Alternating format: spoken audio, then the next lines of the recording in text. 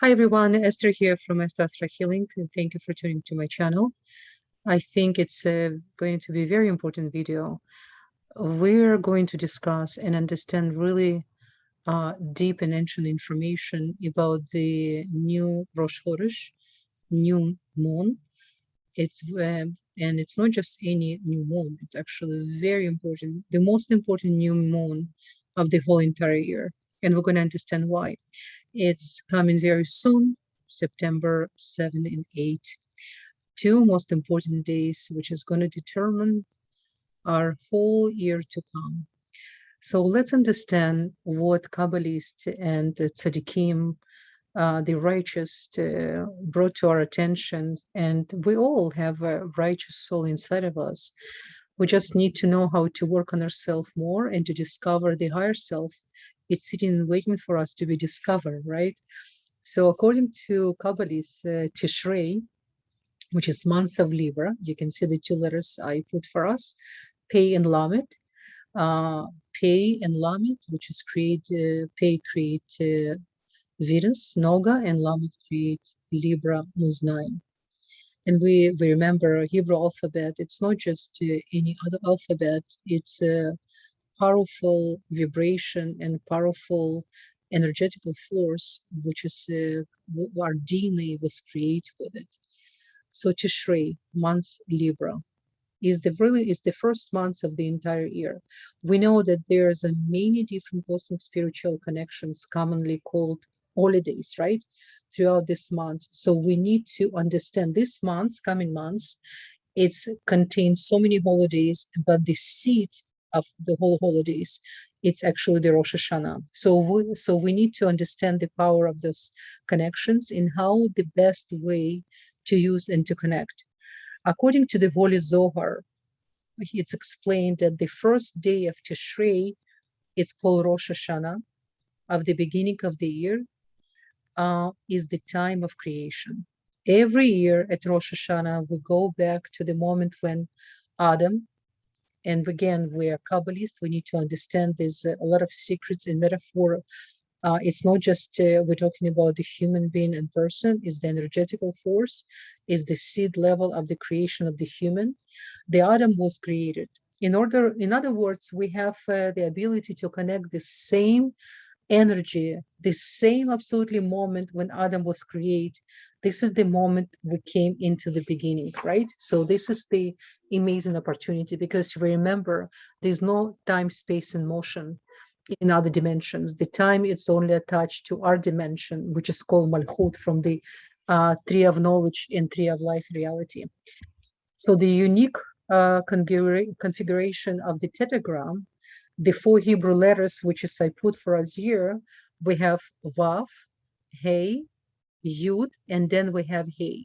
We don't pronounce them together without using them inside of the prayer. So this is why I need to put and between. This is actually spells out the word Vahiyeh. In Hebrew, it's mean and it will be. This is refers to the future and is our first clue of the importance and the gift of this month. This is the time when we lay the groundwork and create the foundation for the type of the light and the light we are going to have for the whole entire year. So clearly, this is the very important time. Remember my previous video when I made the part one, how to prepare for the Rosh Hashanah, the whole month of Elul of Virgo, it's every day, it's count like the whole month. So the whole preparation, we still have 2 weeks, less than 2 weeks actually before Rosh Hashanah. So each day it's extremely important for us to tune, to be really prepared for the moment we're going to come. So our spiritual work and our consciousness need to be very strong and very focused. Remember, focus is the key. So we will use this tool not only for Rosh Hashanah, these tetragrams as well, but throughout the months to draw the light of rejuvenation for our soul, the light of complete renewal, and the light of completely new beginnings. We don't want this year to be just another year, another version of the year before. We want this year to be even greater than the year before, greater than any year we have ever had.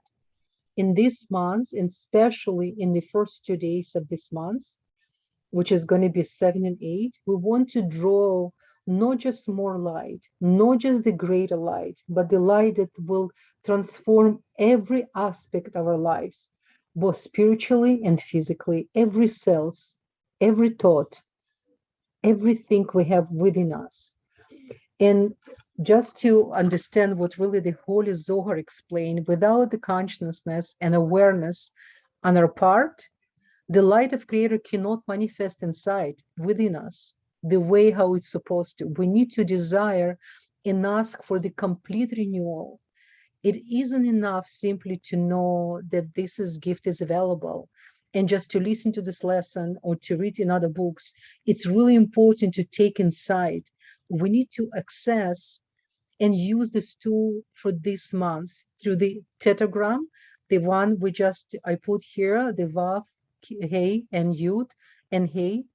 This combination can draw down complete new light of the renewal and rejuvenation. So this is really important. Every day when you wake up in the morning, you do your set of meditation, you complete your brachot shachar, or you whatever prayers you do, it's part of your custom. This is the letters really important to connect and to use to have your personal relationship with this combination. So when the Rosh Hashanah comes, when you're going to stand, the moment you close your eyes, you're going to have your own connection, your own communication with the Creator, which is spark of the Creator inside of you. Please use those letters. It's almost going to be the key to the gate, to open the gate, so the creation will know that you didn't just came to receive. You came to prepare. You came with so much tools, so much consciousness, and so much trust, and no safek, no doubt. Remember, doubt, it's connected to the other side. Doubt is the cancer cells. Doubt, it's everything beside the light.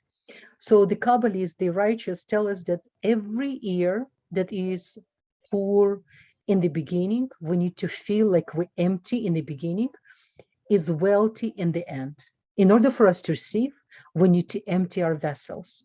What they mean by that is that as we come to beginning of this month of Tishrei, the preparation for our soul, we need to create consciousness of having nothing, like to be completely empty and waiting for everything, like on an embryonic stage when we're in our mother womb, right? We're so perfect. We need to feel that we have nothing as the year begin. Then we need to ask for everything. With no boundaries, ask for everything. Ask for Ruach HaKodesh. This is number one, divine inspiration, because with that, everything comes: health, sustenance, blessings, righteous children. The complete fulfillment comes with Ruach HaKodesh, with divine inspiration. We also should understand that we do not have anything. Nothing really belongs to us except the consciousness, except the understanding of the light of Creator and Creator within us, how we behave. And we are asking for everything with that, knowing that we will receive it all. So I want to share with you a very beautiful story. It's one of absolutely my favorite story, and it's about Baal Shem Tov. Baal Shem Tov, it's one of the righteous tzaddikim, used to live in West Ukraine in the 16th, 17th century. And he was such a tremendous soul. I probably will make one day video about him, because his story, his life, his heart, the way how he brought Kabbalah to the masses, the way how he brought his heart, his soul, he, with his kindness, with his love, he could reveal tremendous light. So often Baal Shem Tov would travel, from with his students from one town to another town, from different cities, to assist people, people who don't have opportunity to gain the wisdom, and to pray with them, to meditate, to share the energy with them, not just the wisdom. Very often he would let his horses take him whatever he wanted. He would ask his driver, who was named Alexei, to literally turn away from the horses and let them lead led them to decide where to go. This is how connected he was. For some of you who never heard about Baal Shem Tov, probably it's going to sound a little bit different, but those of us who knows who's Baal Shem Tov, we know, the Baal Shem Tov was an ordinary person. He knew what is the cause and effect, how to overcome the mind over matter. So for him, he communicated with angels. Elijah, the prophet, Eliyahu Navi used to come and teach him from very early age. And one thing Baal Shem Tov was really known for from very early age, he used to go to forests to hug trees, to communicate with the animals. He understood the animal language. He understood the mineral kingdom language. This is the tzaddikim. This is the righteous soul. They're showing us what is possible for us. Where can we go? When you go into Olympics, you're not looking who's behind you, you're looking for in front of you. Say, this is our Olympics right now, to connect to the highest of the highest of the highest when we're going to come to Rosh Hashanah. So Baal Shem Tov gathered his students together and said, I have received a message from above that I have to go to a certain town. Please join me. So they, of course, for them it was big merit, big schut to go with the Baal Shem Tov. So they got in a carriage and traveled to some distance with his horses. And the Baal Shem Tov knocked on the door. They arrived to some little town, and beside a very simple house. And Baal Shem Tov knocked on the door. And when a man and his wife opened, Baal Shem Tov spoke in very demanding voice and unusual. And he was said to them, I'm very hungry and I want food, whatever you have. We have traveled a long way, so you have bring me everything what you have. Those people were obviously not very wealthy people. You can see the house barely stand and the roof was have a lot of damage, and they didn't have really much food, but they knew who's Baal Shem Tov, and for them it was big merit to have such a righteous soul come and to visit the home. So they wanted to give him whatever they have. So they opened all the cardboards. They took whatever they have, and as the Baal Shem Tov ate, and he with all his students, they finished basically everything, and he finished all the food at house. There was literally nothing left. But that was not enough, not end of the story. Baal Shem Tov turned to him and said, do you have anything else for us to eat? I'm still very, very hungry. And again, his students was really astonished, but they used to not judge the teacher, and they trust whatever is happening. So the husband and wife went in the kitchen to confer, and they were not sure what to do. They did have one skinny cow, but the cow was not only thing it's really left. And what they did, they used to sold the cow's milk, and this is how they sustain. Is the only income they used to have. So they thought this cow is our livelihood, right? Livelihood. And but the great Kabbalist master says he's hungry. Maybe we're going to kill the cow. It's a special kosher way. So they slaughtered, and the cow was prepared in Baal Shem Tov. Ate, stay for another couple of days to make sure they're going to finish the whole cow. So basically then he thanked them and go back in his carriage with his students and drove away. So students didn't ask for any explanation, whatever it's happened, because they knew that the master always had a reason and much bigger picture to do what he did. Many years later, Baal Shem Tov was walking in a village with his students, and a beautiful, carriage passed by, like with gold. Like you can see, some wealthy people can afford to drive such an amazing carriage. Just then, man in the carriage saw Baal Shem Tov. He stopped the carriage and he ordered to stop, and he screamed, Baal Shem Tov, Baal Shem Tov, and he came, he hugged him, and they started to talk, and then he left. And he said to Baal Shem Tov, thank you from the bottom of my heart. Because of you, I am very wealthy now, and I am completely different person than I thought I could be. After you left, me And my wife, I actually went into the forest and start to cry and pray and beg Creator what to do, what I'm going to do now. I have no way to feed my family, and I was walking in the forest and praying and crying. And while I doing that, I stopped on some box, and I found the tools inside of this box. And the tools was to create, shoes. And I remember my father was a shoemaker and my grandfather was shoemaker. So I took the box, and I came home, and I start to fix, people in town shoes. And then one of the very wealthy men heard about me, and his one of his children has a problem with the legs. They need really special shoes, and I made for them.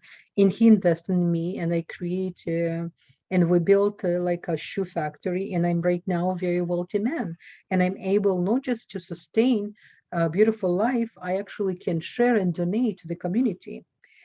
So then the Baal Shem Tov turned to his students and said, this man and his wife were destined for to be rich and wealthy, but they were settling for less, only for what they already had.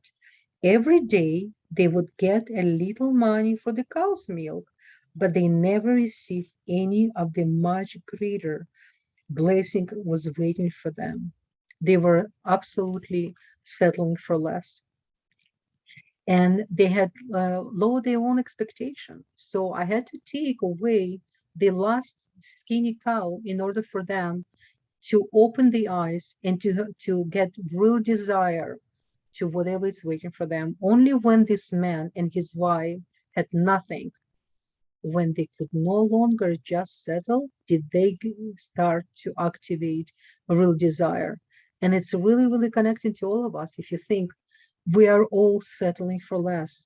We have a really strange idea who we are. Many times we get the idea from other people who we are. The people who don't even know who they are, they're telling us how to be. This is how it's important for each of us to study, to have our own conversation with our soul, to have no limitation, no fears. Remember, doubt and fear, this is the number one cancer for our soul. This is when we really need to take these words I'm telling you very seriously. So again, this lesson for all of us, every single one of us is destined for greatness. But because we settle for less, we don't fulfill our destiny. We settle physically and we settle spiritually. This is really, really good thing to remember. I want us to touch up on of Rosh Hashanah energy. The Rosh Hashanah is the new year, is beginning of the year. So of course it is time when we are preparing for the and looking forward for whatever is happened coming for the whole entire year. And remember, this coming year is going to be a leap year. So the usually leap year, which is additional months of Pisces in Hebrew calendar, it's considered more complicated in a sense, more challenging year. But it doesn't need to be more challenging. Opposite, we can learn so many things, and by using extra months given to us to create even more blessings with our new behavior, with our new understanding, or perhaps the understanding we already have, but we're not using fully. Rosh Hashanah is also a time when we return to the purity of the first beginning. Remember when we're doing mikveh, when we're immersing ourselves in the water, one of the key to the meditation is to imagine that you are still in the womb of your mother.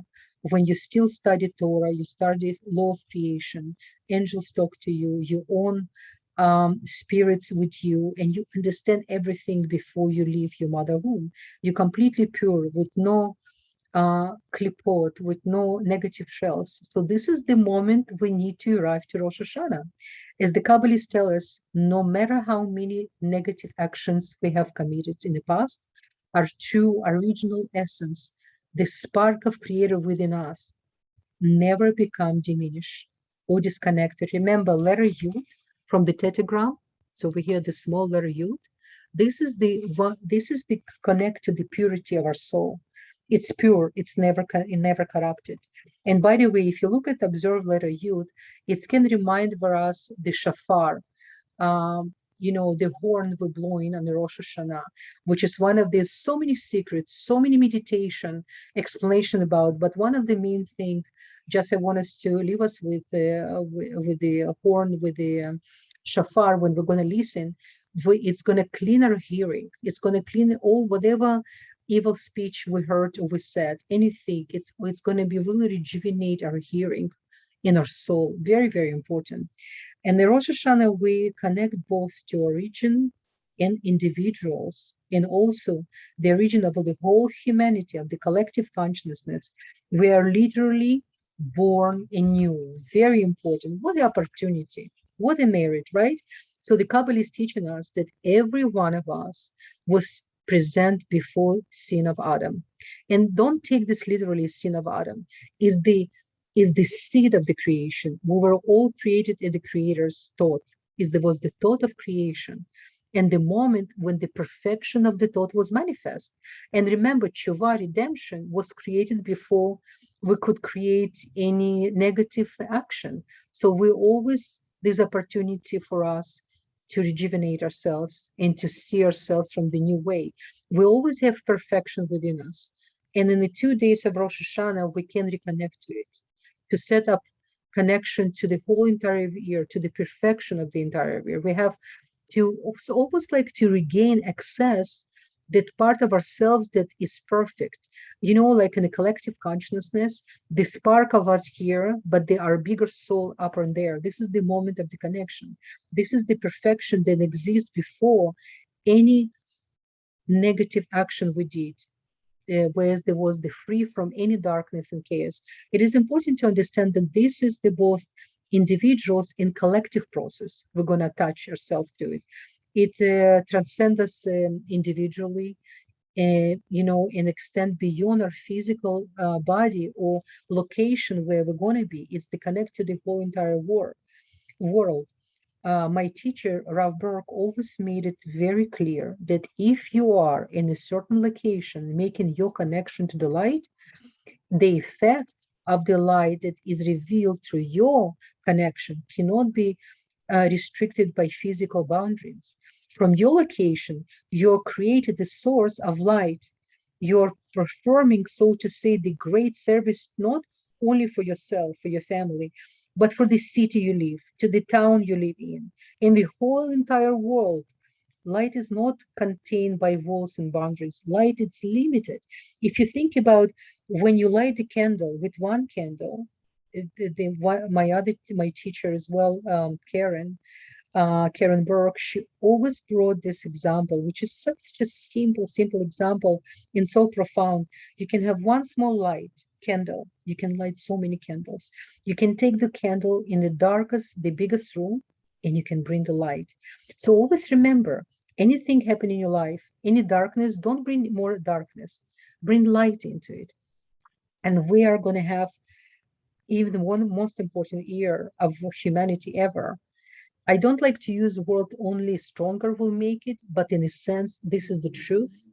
So this is how it's important for us to be so strong and to stay really in tune and to really ask what is really, how do you see yourself? What kind of blessings you want for yourself and for the whole entire year. I hope these words of wisdom can help you guys even more.